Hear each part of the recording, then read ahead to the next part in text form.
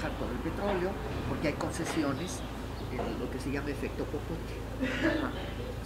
Esto que estoy mencionando así de la política nacional y la política internacional, pues es el gran problema que se tiene con el manejo de la educación, cómo constreñirla, cómo ceñirla, y ahora resulta que el gobernador de Oaxaca, de Guerrero, dice que tiene 12,000 maestros que no trabajan. Pues no, no es cierto, eso no es cierto. Lo que pasa es que no les ha dado audiencia porque quieren mejoría, economía, quieren capacitación, claro, quieren toda una serie de elementos. Si no por son eso máquinas están... que funcionan Claro, solas. claro, claro. Pero debemos entender que un maestro que va a la montaña tiene que recorrer 4 o 5 horas de ida, dar la clase y regresar otra vez, y hay un gasto económico ahí muy fuerte. Pero no solamente es eso, sino que los sistemas que se están manejando en el mundo están limitándose para que la gente, ya lo dijimos hace un momento, la economía se maneje de una manera. Los libros de texto han sido restringidos en verdaderamente su contexto. Hoy se está pensando que el himno nacional ya no debe ser Mexicanos al grito de guerra, sino que debe de cambiarse para darle otra estructura a un sistema hasta del nacionalismo. Empezó con Vicente Fox en el Águila Mocha. Después nos llevamos la sorpresa de que en Inglaterra se hace un concurso de banderas y resulta que la bandera mexicana es la más bella del mundo porque tiene un contexto histórico, filosófico en el símbolo de la bandera. Entonces, hasta ese nacionalismo se quiere quitar porque ahora las banderas ya no se hacen en México, se hacen en China o se hacen en Taiwán. Entonces, estamos teniendo revoluciones. Estoy de acuerdo que la integración económica debe de ser internacional, pero no la educación. La educación, nosotros tenemos otro contexto totalmente diferente. Hoy, la educación prehispánica sigue perviviendo en nuestro país, porque lo vemos en el Zócalo, lo vemos en muchos lugares donde los danzantes, donde la tradición alimentaria es muy fuerte. En la colonia, a finales de la etapa colonialista, se dio la educación lancasteriana, y la educación lancasteriana era un monitor para 300 individuos, y de esos 300 individuos venía un elemento que de ahí se sacaban monitores para que siguieran trabajando. Luego, de la educación lancasteriana vino la educación independentista. La educación independentista era la educación para todos en el primer nivel. Después vino la educación porfiriana, que era una educación en base a contextos franceses, y se logró un nivel educativo. Luego viene la Revolución Mexicana y ahí cambia la estructura con el artículo 3º constitucional, educación para todos, en todos los lugares. Y luego viene, después de la Revolución Mexicana, la educación cardenista, donde todos los... Hay una película que es muy importante, que yo la recomiendo, Río Escondido. Ahí es donde se da el contexto de la educación del país, para que toda la gente sepa lo que es la educación rural, urbano-rural, cómo los maestros luchan. Y si vemos la historia del sistema educativo post-revolucionario, nos vamos a dar cuenta de que es un cambio de integración, y ahí viene la revolución de mucha gente, del campo a la ciudad.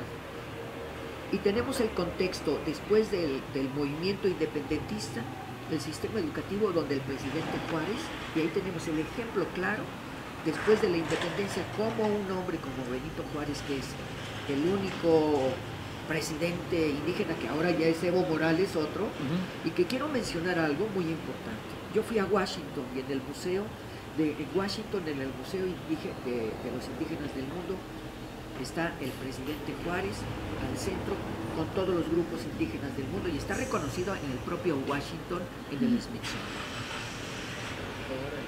Entonces, aquí vemos que el sistema educativo nacional no necesita de ninguna influencia de ningún otro lado. Estoy de acuerdo con el sistema computacional ahora. Acabo de tener una experiencia porque una técnico con nosotros empezó en sistemas de computación desde jardín de niños, y ahora vemos digitando, y que es la que nos permite hacer las entrevistas a nivel internacional, pero en una forma impresionante. Cuando yo la entrevisté y le digo, ¿cuándo empezaste a hacer computación? Desde jardín de niños. Y ahora la vemos, nosotros expresamos una palabra, inmediatamente digita y aparece lo que nosotros dijimos 30 segundos antes, y ella lo expresa casi 15 segundos después, aparece en imagen, y vemos los elementos de avance de un sistema educativo computacional. Pero ahí hay otro elemento, regresamos a lo educativo. Nuestro sistema educativo nacional es ejercicios de maduración, coordinación motora, gruesa, fina. Los sistemas de computacional, no, porque el proceso de abstracción que yo acabo de mencionar, que son ejercicios de maduración, coordinación motora, gruesa, fina, somos estas generaciones que fuimos educadas en el libro de texto gratuito. Ajá. Pero en los libros, ahora de los nuevos niños, no tienen proceso de abstracción. Eso lo van adquiriendo a través de tiempo. No es lo mismo mano derecha, mano izquierda, 1, 2, 3, 4, 5, cuando el proceso de abstracción nos da elementos rápidamente, que lo van a adquirir de una manera diferente en sistemas computacionales, que va a ser un poco más lento, pero seguro después de 10 años de haber empezado a trabajar por sistemas de abstracción en sistemas computacionales.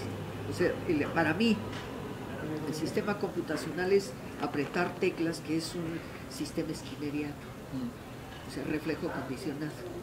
Entonces, en cambio, en las escuelas, en jardín de niños y en primaria, es mano derecha, mano izquierda, este es el rojo, este es el verde, gallo, gallina, que está dando un proceso de información en el sistema educativo. Pero estamos viendo que necesitan ser preparados los maestros en lo que sucede en un sistema, vamos a llamarle antiguo, y un sistema moderno. Eso es lo que están pidiendo los maestros en toda la República Mexicana. Y ahora en cuanto a peticiones, nosotros como sociedad, como Vox Populi, a la hora de que entra el nuevo presidente y el nuevo gabinete, el nuevo equipo de trabajo de este señor, ¿qué podemos esperar y cómo podemos exigirle al señor Chaufet, que ya que usted haya estado trabajando en esto durante mucho tiempo, cómo podemos llegar a este tipo de programas tan exitosos que nos comenta de educación, a que se concreten en México para reedificar una educación que a largo plazo nos va a dar muy buenos resultados en sociedad? Bueno, yo creo que ese es un planteamiento muy serio y muy delicado, y me voy a atrever a decirlo por lo siguiente. El señor Chaufet, desde el momento que fue nombrado, y no creo que haya sido de ayer para hoy, sino el señor Chaufet sabía que iba a ser secretario de Educación hace más de un año. Como Videgaray haciendo. Por lo tanto, el señor Chaufet lo que debe de hacer, si me permito decírselo, debe de llamar a catedráticos de escuelas normales para que él tenga una visión y encerrarse y sentarse durante mucho tiempo para que escuche todos los avances de un sistema educativo, de lo que hay para proponer. Cometieron un gravísimo error porque en el discurso que él presentó, cuando dijo todos los maestros deben de recibir sus evaluaciones y deben de entrar en la prueba enlace y deben de entrar en las pruebas de evaluación, si no lo hacen y si son reprobados se van. El señor no sabe ni lo que dijo. El señor se echó un conflicto encima. ¿Por qué? Porque lo que tiene primero que él hacer como secretario de Educación es capacitarse. Si el señor no se capacita, no sabe nada de educación, porque lo demostró en todos sus discursos, ha demostrado una ignorancia sobre el sistema educativo nacional. Si una bailarina de ballet no puede ir a dirigir unos soldados de guerra. Pero en primer lugar, tiene que conocer cuál es la multiplicidad del sistema educativo de la República Mexicana. Ya lo dije hace un momento, capitales, la Ciudad de México, delegaciones, urbano-rural. No es lo mismo trabajar en el centro de la capital en una economía donde hay escuelas particulares y oficiales, donde hay excelentes maestros, y luego te vas a las orillas de las ciudades, y luego te vas no solamente a las orillas de las ciudades, que es lo urbano, pero empieza lo rural, y es otro contexto, porque hay niños... Y hasta construir escuelas. Hay niños que no tienen televisión, hay niños que no manejan radio, hay niños que no manejan el iPad o la laptop, sí. Ni siquiera conocen eso, que no saben ni lo que es un celular. O sea, son elementos de formación diferente. Hay niños que no conocen la televisión, que no conocen la radio. Y si hablo de que te vas a la montaña, pues mucho menos. Porque aquí puedes hablar de metro, o puedes hablar de camión, de carro, de cocina, de tienda. Pero en la montaña no conoces nada de eso. Allá hablas de puercos, de ganado, de vaca, de toro, de mula. Entonces, imagínate que llegas y le aplicas un concepto a un maestro que está trabajando de una manera diferente y le vas a aplicar la prueba enlace. No, por favor. Imagínese. Entonces, el señor Chaufet tiene que, primero que capacitarse, tiene que tener el contexto, el conocimiento de lo que es el sistema educativo nacional multiforme. Lo estoy diciendo así rápidamente, multiforme. Pero hay un elemento más delicado todavía. Si el señor no conoce el sistema educativo, menos va a conocer cuáles son los auxiliares del sistema educativo. Y no puede generalizarlo todo, porque si lo hace como lo quiere hacer, entonces estaría haciendo exactamente el mismo efecto que están haciendo las reformas laborales en todo el mundo, que la educación se va a centralizar solamente en la urbe y todo alrededor no va a haber educación, entonces que va a ser mano de obra también. Imagínense el efecto tan fuerte que podría tener una decisión como esa del señor Chauffet en la educación de México y en cómo esa gente pues más bien vendría siendo mano de obra. Ahora, algo de lo que estaba leyendo ahora en los comunicados del señor subcomandante insurgente Marcos, que le hizo sus comunicados, gran parte de lo que, bueno, dijo en los comunicados que están haciendo es levantar escuelas y hacer como que educación dentro de los indígenas, ¿no? Me da pena que lo digas. Ajá. Y te voy a decir por qué. Sí. No es contra ti. Ajá. Este grupo del subcomandante Cero y el movimiento zapatista en el sureste fue creado por Carlos Salinas de Gortari, que fue creado para crear una estructura de un movimiento, yo le llamaría afásico. Sí, es bueno saberlo. Es un movimiento afásico, o sea, no tiene una fase. O sea, es un movimiento para crear problemas en México. No se puede crear una estructura en la comunidad indígena porque ellos no están ubicados dentro de... Me van a cuestionar, es un contexto que tienen una tradición, tienen un formato de vivencia. En la montaña, en la selva, tienen tradiciones. El movimiento fue creado para crear problemas y el movimiento zapatista desaparece hace más de 10 años y ahora resulta que vuelve a aparecer otra vez, que vuelve a entrar el nuevo gobierno y crean un movimiento y de repente salen de la montaña y salen enmascarados, todos encapuchados. Para mí es un movimiento falso, es un movimiento falsacionista, es un movimiento que es una creación política para crear un distractor en México. Una cortina de humo. ¿Crearon escuelas?